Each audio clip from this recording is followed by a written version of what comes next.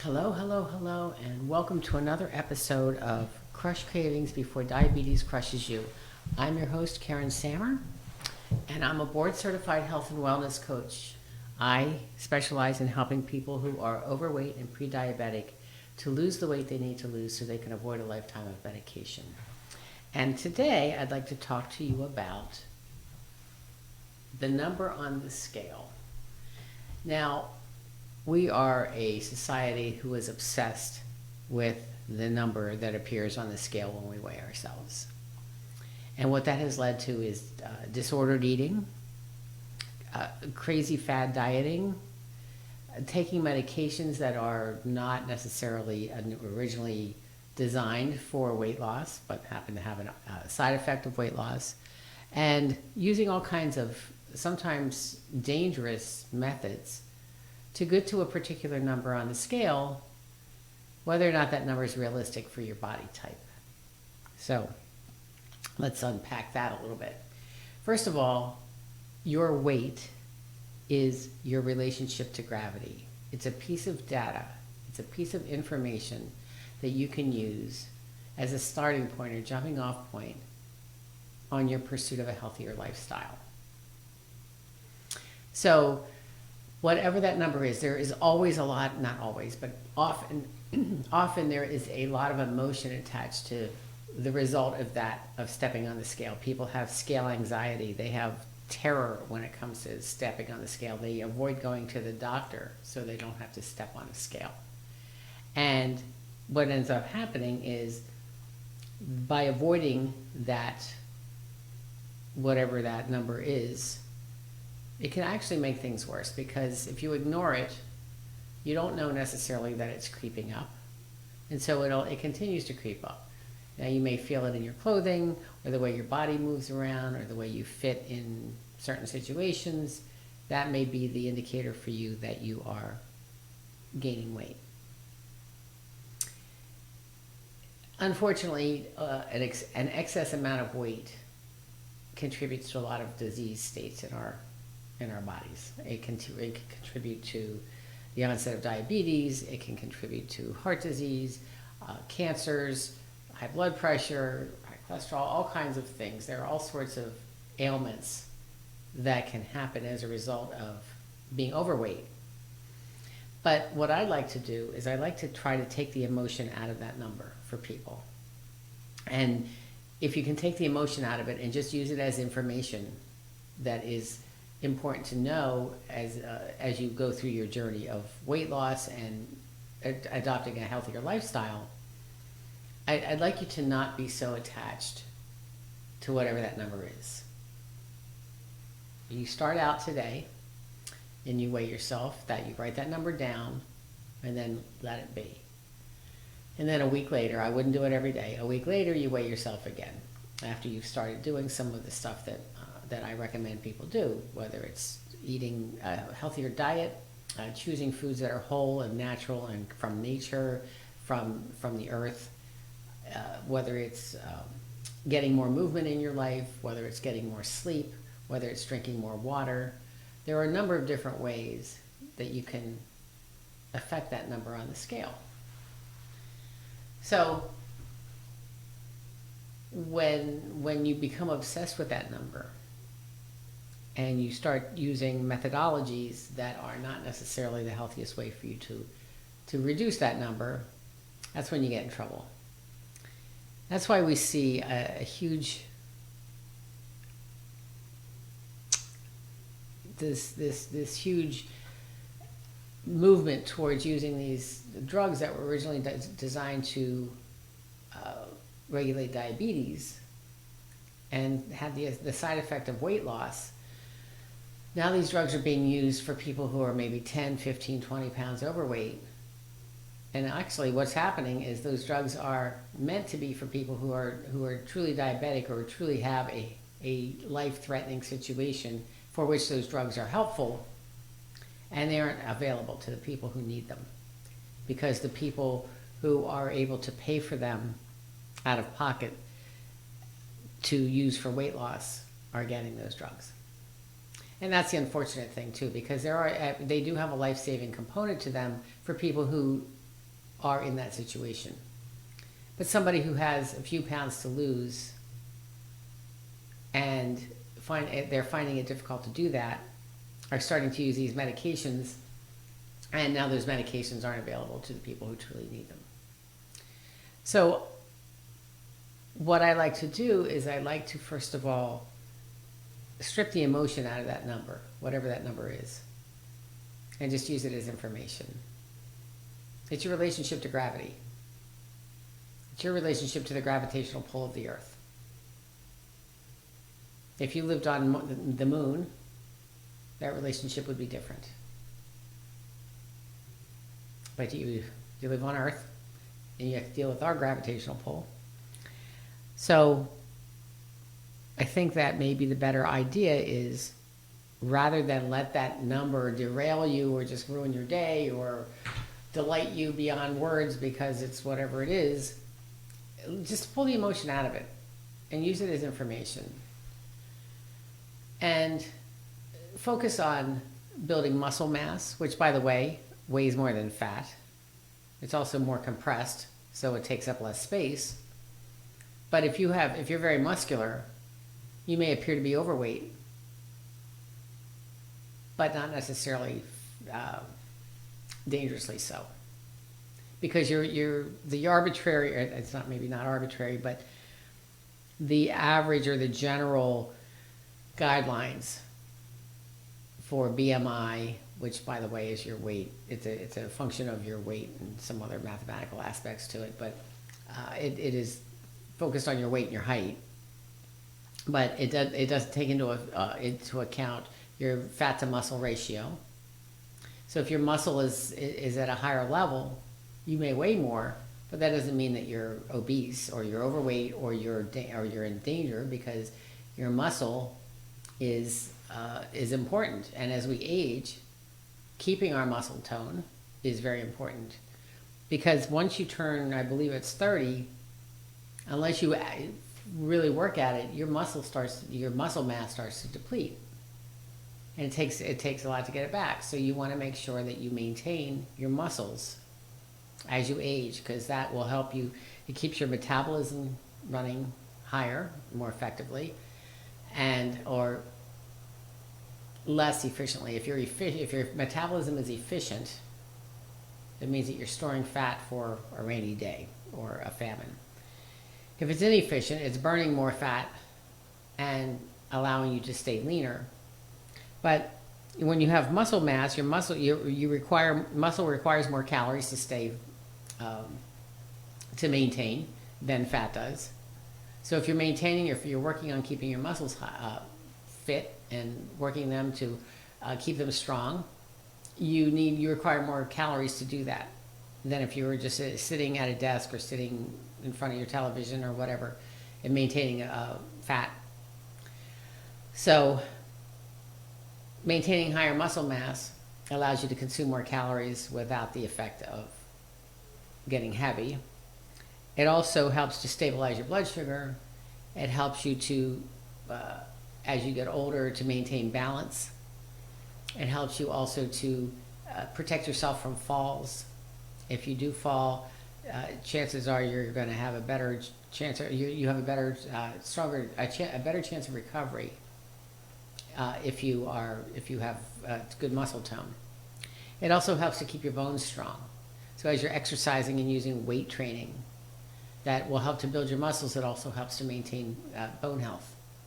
Because as you age, especially with women, as you become postmenopausal, and our estrogen stores deplete and our testosterone stores deplete. Yes, women do have testosterone. Then our bones start to thin. And one of the best ways to keep your bones from thinning, or to help to slow down that thinning, is to use weight training. So by weight training, you're maintaining muscle mass, you're maintaining bone mass, and you're regulating blood sugar. You're also helping yourself to sleep better, which helps you to maintain a healthier weight.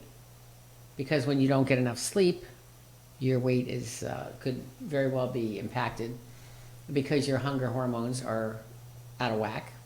So your ghrelin and your leptin are not working well. Your ghrelin goes into overdrive, that's your hunger hormone, and your leptin goes to sleep. So that's your satiety hormone, and that tells you that you're full. But if you're not getting enough sleep, those hormones get out of balance. And so you are not getting the cues that you need to eat properly, or to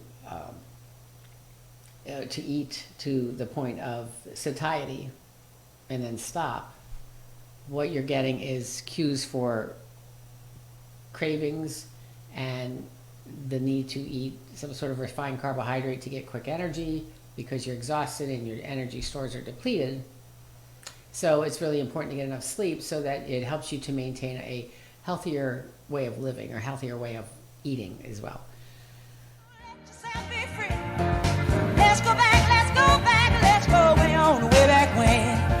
I didn't even know you couldn't have been too much more than 10. I ain't no psychiatrist, I ain't no doctor with degrees, but it don't take too much time to see what you're doing to me.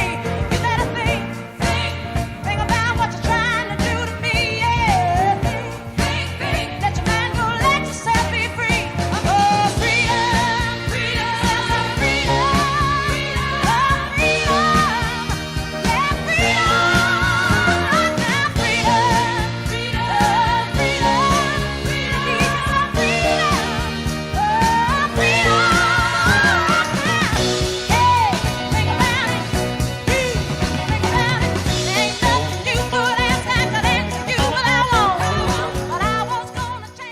And also, keep yourself hydrated. When you keep yourself hydrated, because thirst oftentimes masquerades as hunger, if you keep yourself properly hydrated, then you won't necessarily get those hunger cues unless you truly are hungry.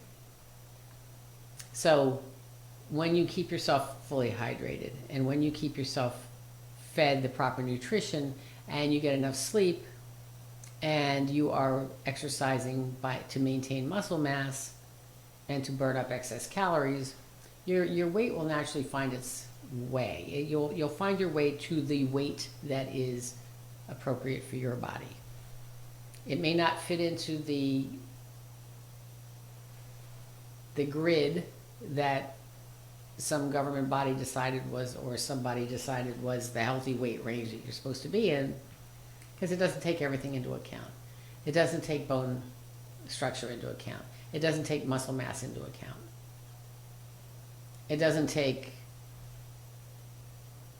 there are so many different things that it doesn't take into account. This is just sort of a guideline, and you should only treat it as such, as a guideline. Something that, you know, the ranges are pretty broad. I think they're about a 20-pound gap from smallest to largest in the weight range by height, and that is supposedly to help it kind of accommodate bone structure and muscle mass and that type of thing. But also doesn't take into account age. It doesn't take into account lifestyle. There's a number of things it doesn't take into account. So it is a guide. It is just guidance. It does not need to be your gospel. So making sure that you are feeling. So what is important is how you feel. Nobody knows how you feel but you. So how you feel in your body. Does your body feel well and healthy and energized and pain-free and alert and focused and enthusiastic about life? Is all of these things, if you are maintaining a healthy lifestyle, you're supporting good mental health, you're supporting good physical health, you're supporting good emotional health, good psychological health. These are all affected by the way you treat your body. Now I know we're human beings and not human. We are spiritual beings having a human experience. But that human experience is taking place in a human body, which has been referred to as your temple and should be treated as such, not a circus tent. So if you are eating well, you're getting plenty of sleep, you're alleviating your stress, you're making sure that you're managing your stress appropriately, because stress is an inevitable part of life. As long as you're living as a human being among other human beings, having a human experience, you're going to have stress. It's the important thing is, how do you handle the stress? If you're not managing it well, you may overeat, you may lack sleep, you may be doing things that are for escape purposes that are maybe not healthy, using illicit drugs, maybe drinking too much, maybe smoking too much or at all, maybe having dangerous unprotected sex, being promiscuous, whatever your go-to stress alleviator is that is not healthy for you. If you've got all this other stuff in place, it certainly helps to support your effort to manage your stress level. But you also have to develop a toolkit that helps you do that specifically, like mindfulness, like meditation, like taking a walk in nature, listening to fun music, dancing, playing with your kids, whatever that stress reliever is, whatever that pressure valve is that you can release. You want to make sure that you are doing that on the regular, so that you are not building up this level of stress in your body that's going to cause all kinds of problems for you, and then make you overeat as well. So, making sure that you are maintaining this healthy lifestyle. This is how I work with my clients all the time. It's not just about the food. I mean, that's certainly a component. It's an important component, because what you put in your body is going to fuel everything. But it isn't just that. It's also the lifestyle. It's also the community. It's also the feeling of altruism. The being a small part of a bigger picture, and knowing that you are part of something much bigger than yourself, but a very important part of it. And having an altruistic approach to making sure that people around you are taken care of, or you are here to provide service for the greater good. All of these things give you a sense of purpose. They give you a reason to be here. One of the most amazing things that you can feel is that you are making a difference in the world, a positive difference in the world. Now, you may think what you're doing is inconsequential, but if you're doing it for another person, I'll bet that person doesn't think it's inconsequential. So you may think you're only making a small contribution that won't even make a ripple in the world. And I would suggest that whatever your contribution is actually goes out as a ripple and makes a bigger and bigger impression. Because what you do for somebody helps them to think about paying it forward, and then they pay it forward, and it just keeps moving and moving and moving. So it is, it is important to know that you are a small part of a bigger picture, but whatever your contribution is significant, and that you are an important part of this world. So maintaining your healthy life, your healthy body, your healthy mind, your health, maintaining your overall health is important, because you have important things to do in this world. And it's important for you to be here fully to do that. And to the extent that you can control whatever is happening in your body, and most of it you can. Now, clearly, if you have a car accident that wasn't your fault, and your body is hurt from that, that is not, that was out of your control. But what you can control is how you react to it, and how you try to repair your body as much as you can. And if something happens to you, you are already fit, and something happens to you, your recovery is a lot shorter. Your recovery could be more fuller.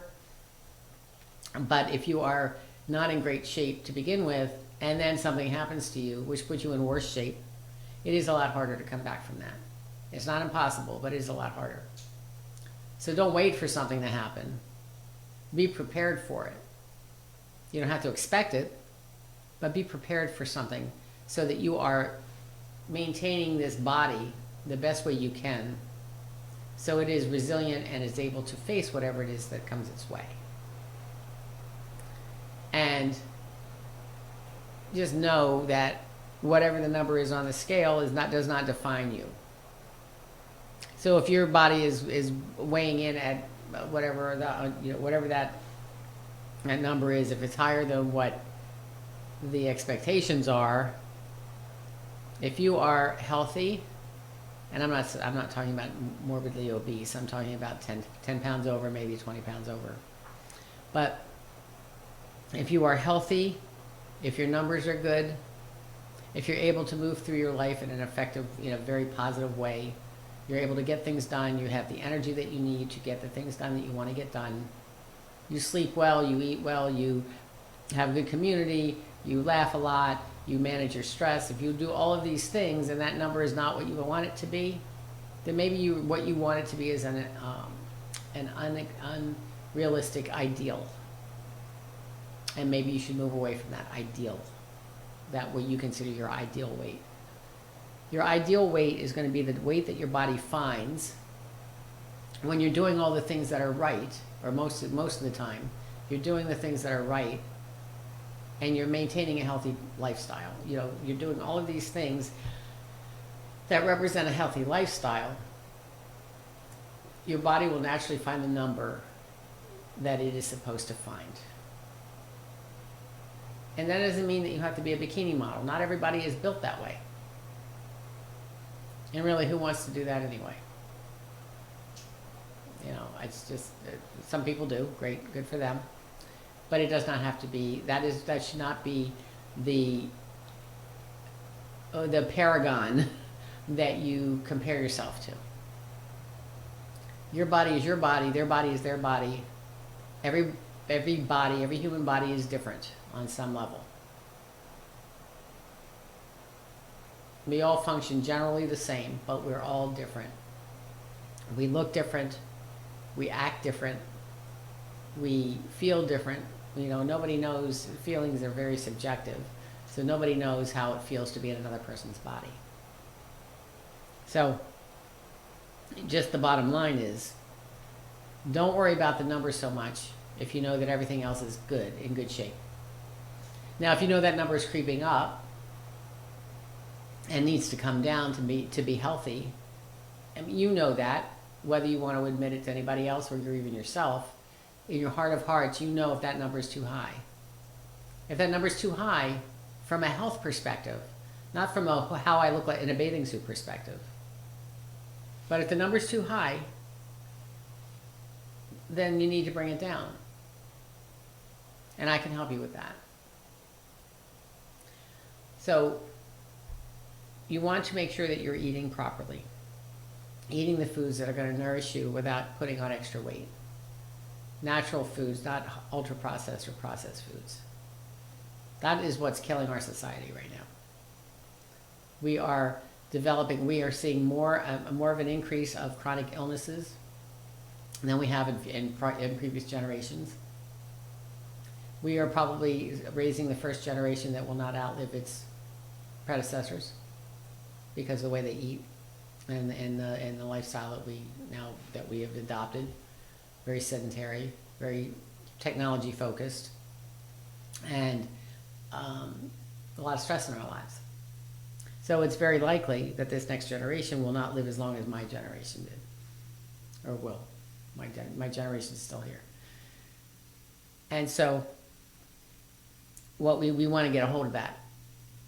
Maintaining a healthy weight is one of those things, one of the ways we do that. But the healthy weight is not based on some number that some arbitrary number that was given to you to follow. It is a guideline, gives you a range of numbers within which they, being whoever wrote that table, expects you to maintain. But it really depends on your own individual body. So, eating well, sleeping well, drinking plenty of water, keeping your stress level down, getting out and moving, being out in nature, maintaining community, having a cause or a reason to be here that's bigger than yourself. These are all contributors to a healthy lifestyle.